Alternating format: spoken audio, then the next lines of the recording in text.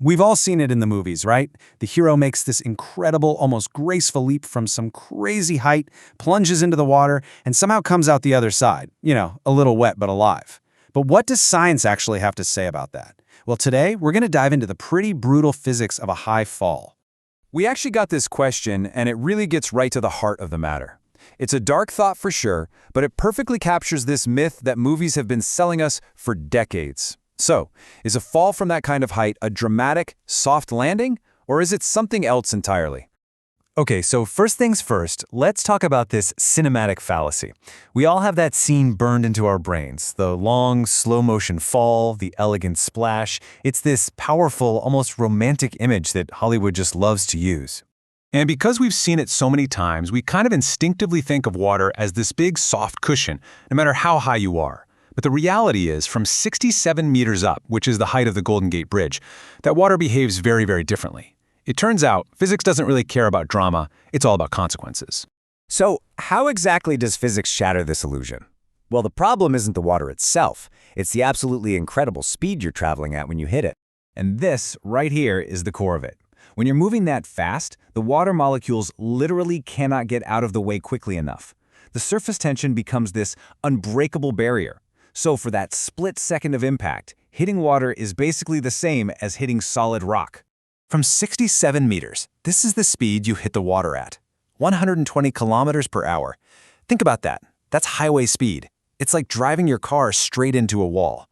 That's the kind of force we are talking about. And just to put that 120 number into perspective, all the research shows that survival is only even remotely possible if you hit the water at 105 kilometers per hour or less. And even then, you'd need a perfect feet-first entry. From the height of the Golden Gate, you're already way past that point before you even start. Okay, so the impact itself is brutal. We've established that. But what actually happens inside your body? Because we're not just talking about a few broken bones here. You see, the reason it's so incredibly lethal goes way beyond just the surface collision. It has everything to do with what happens to your internal organs, which are all kind of just floating around inside you. And this brings us to this concept called organ inertia.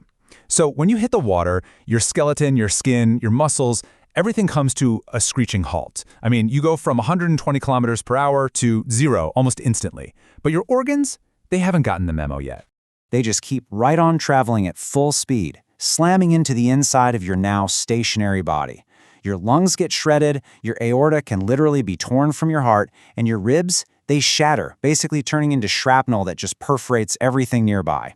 It is, no exaggeration, a biological car crash. So how in the world do we know all these gruesome details? Well, some of the early research by a scientist named Sir Harold Whitingham involved, and I am not making this up, catapulting hamsters to study high-velocity impacts. Yeah, it's a bizarre and pretty dark origin story, but it gave us the fundamental science behind this deadly phenomenon. Okay, so we've established the fall is lethal, but there's another layer to this that you probably haven't considered. It's also surprisingly undignified. That whole cinematic coolness just completely evaporates when you add one more factor to the mix. And that factor is the wind. So it takes about 4 seconds to fall from that height.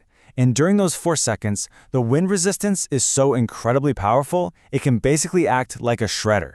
Your clothes, your jeans, your jacket, they're just not designed to handle that kind of force. The wind just attacks the weakest points of your clothing first. The seams, your pockets, the crotch of your pants. Those are usually the first things to just tear apart. So not only is the fall physically devastating, it strips away any last shred of dignity. It is the absolute opposite of that cool cinematic exit. But what if you had to survive? Is there any way?